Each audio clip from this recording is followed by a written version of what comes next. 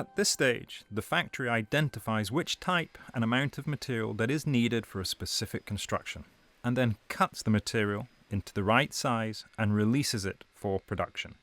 The factory sources the materials from approved laminate suppliers.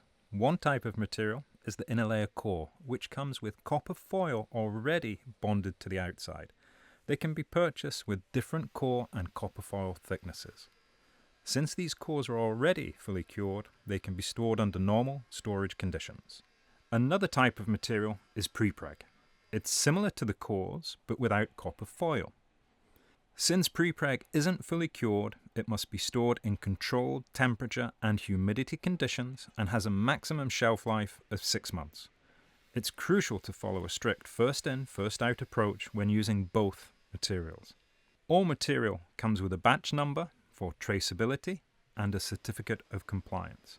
Additionally, the factory inspects each batch before storing it in the warehouse or using it for production. Cores and prepregs have various versions with different performance features like mechanical, thermal, or electrical characteristics. The selection is based on specific customer requirements. We only approve specific brands of materials, brands we know are reliable.